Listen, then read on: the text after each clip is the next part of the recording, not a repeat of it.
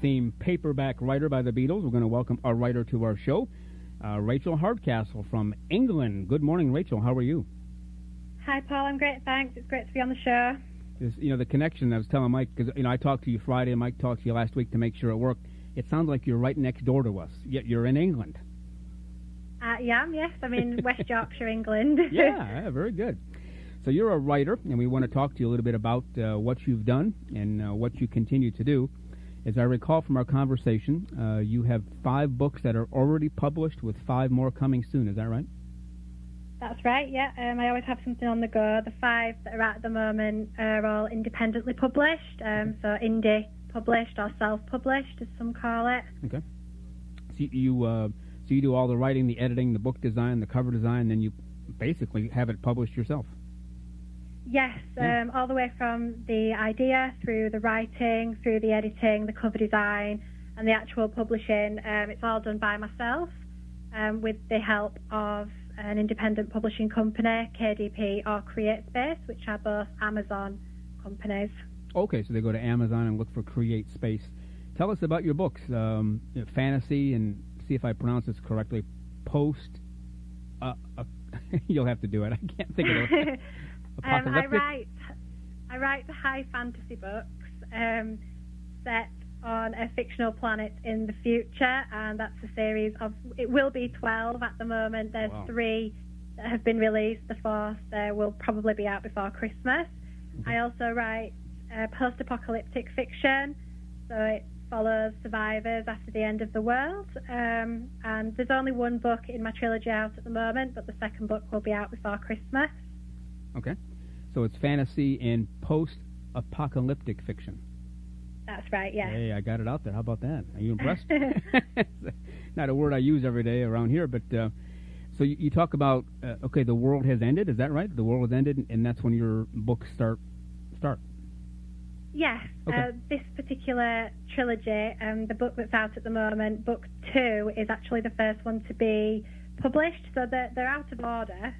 Okay. But this book follows a group of survivors who live in an underground ark to protect them from the wasteland above, which is filled with nuclear waste and mutant creatures and some other not so nice things.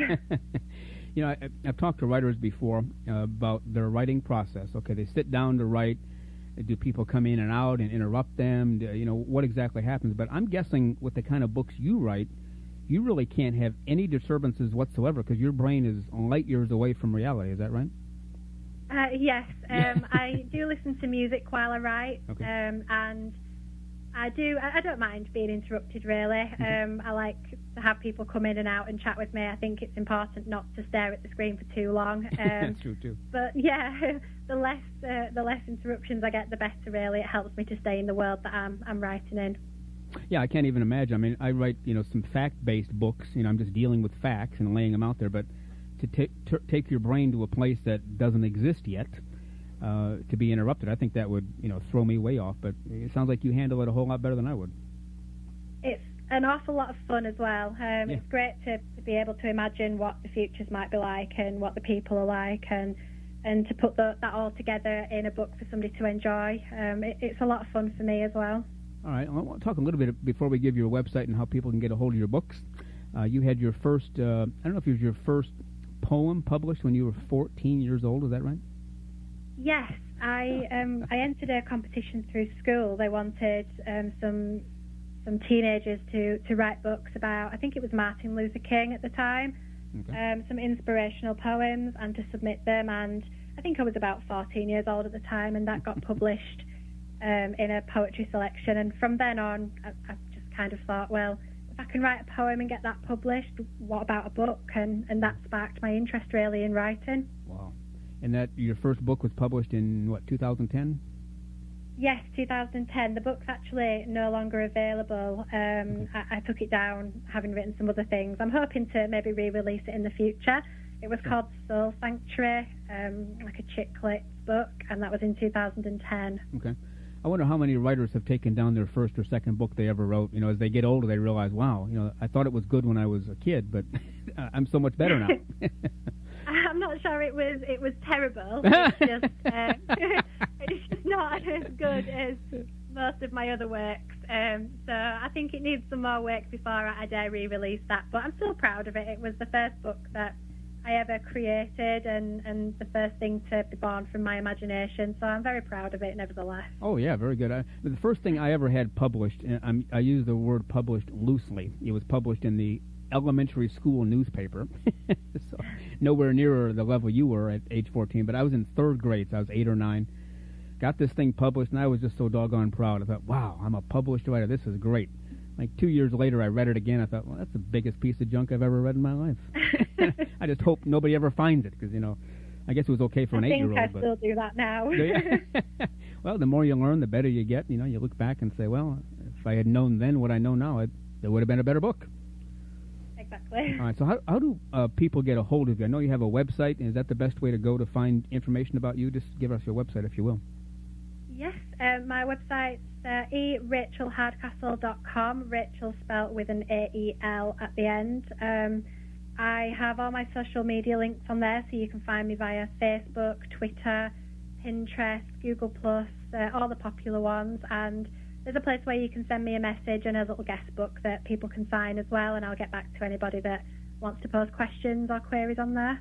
Okay, we encourage everybody to do that now. If you're near a computer, erachelhardcastle.com, and Rachel is spelled R-A-C-H-A-E-L, so erachelhardcastle.com, and check out all of her books. I mean, you have 5 already published. We won't give your age on the air if you don't want to, but you're a relatively young person. You're nowhere near like 137 like most of us are around here. I don't mind. I'm 25 at the moment. I turned 25 in September, so yeah, that's quite young for a published author. Yeah, how many 25-year-olds have 5 published books with 5 more on the way? Not too many. I don't know. Basically, you and James Patterson when he was 25. I think that's about it. So, very good. So. Now you during the day you have a job away from writing. You said you work in an office, so most of your writing occurs at night on the weekends. That's right, yes. I have an 8-4 job during the day, full-time office job. And then when you sit down to write, I know when I sit down to write, I have a goal of 2,000 words. I usually make it. Sometimes I don't, because by, let's say, 1,600 words, I've completed the thoughts of the chapters, and I don't want to force another 400 just to say I made it. But usually I get around 2,000 or so. And different writers have different goals when they sit down. Do you have goals when you sit down, like X number of chapters, X number of words, X number of hours, or what do you do when you sit down to write? I think generally I have an idea as to what I'm going to write and why, how it's going to fit into the book that I'm currently working on. I try not to force a word count, though. I think if you're not quite feeling it and you force yourself to write, it's just giving you more work for the next day when you have to reread and rewrite what you produce. So I tend to just write. I have a couple of books on the go at once, and I tend to just write depending on the mood that I'm in, and just take it from there, really. And the more I can write, the better. But if I'm not feeling it, I don't force it.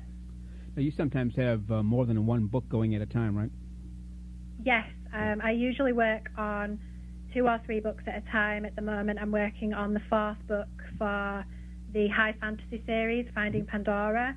I'm working on the prequel to the post-apocalyptic book, so it's in the line of it. It would be the 1st book, but it's the 2nd to be released in the trilogy. Okay. And I've also got some other smaller projects on the go at the moment as well that just take my mind off the series. Yeah. Yeah, that's what I was thinking. You sit down to write, and after an hour, well, I'm done with this book for today. But then you have another one to turn to. You don't have to just leave for the day. Yes, I have quite a lot of things on the go, and when I'm not writing fiction, I also do interviews with other authors on my blog and check out some of the work that they've done as well. So there's always something keeping me busy. Yeah, that's what I wanted to get to right now. In fact, you interview other authors, and then you publish the interviews on your website, which again is erachelhardcastle.com.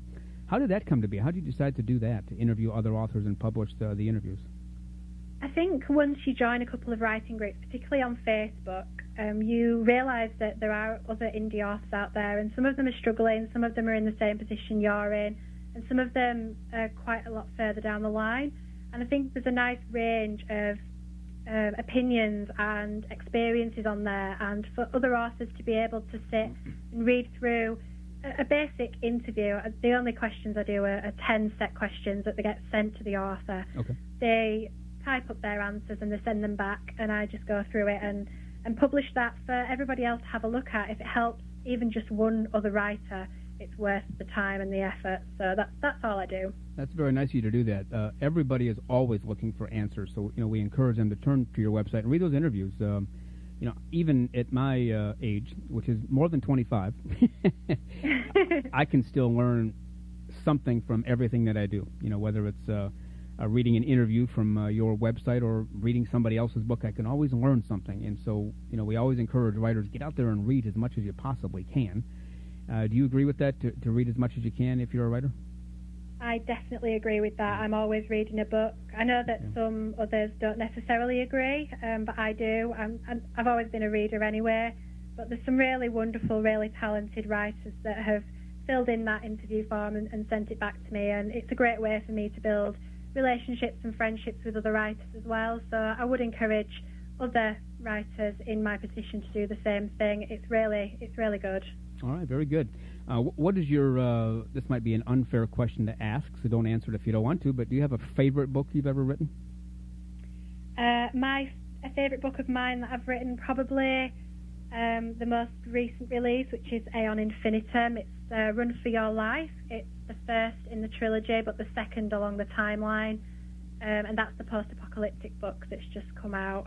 But I have a special place for all of the books that I write. I try not to pick my favourites. I feel a bit guilty. Right. Yeah, I understand that, because you put your heart and soul into each individual book. Each book is a part of you. Therefore, it's kind of like your children. If you have 3 kids, you can't say, well, he's my favorite, these other 2 are knuckleheads. You love them all. Exactly. I think as well that the most recent ones have more of my experience in and more of the things that I've learned. So my skills probably improved a lot in the most recent books. But so far, all the books that are on the digital shelves at the moment, I'm proud of them all. So it would be unfair of me to pick a favourite. But I think with Aeon being the newest release, I'd probably have to go with that one. All right, very good. So we encourage everybody to check out her website, erachelhardcastle.com. Check out these books and then go to Amazon, Create Space, and actually buy them. Rachel's a wonderful writer. Again, she told us her age. She's 25. Already has 5 books published, with 5 more that are going to be published very soon.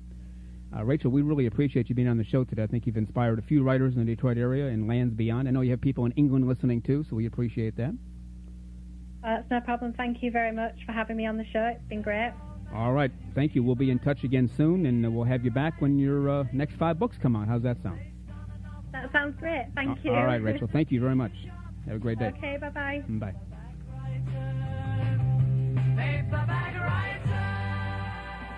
All right, and again, that's Rachel Hardcastle. Check out her website, now, or at 12 o'clock when we're off the air.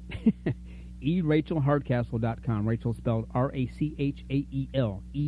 erachel.com. And I'm sorry, erachelhardcastle.com. Check out her books. What a wonderful writer, especially for somebody so doggone young. I remember what I was doing at 25, Mike. I was learning how to tie my shoes, zip up my coat, learn how to ride a bike, and she's got almost 10 books published. So, oh well.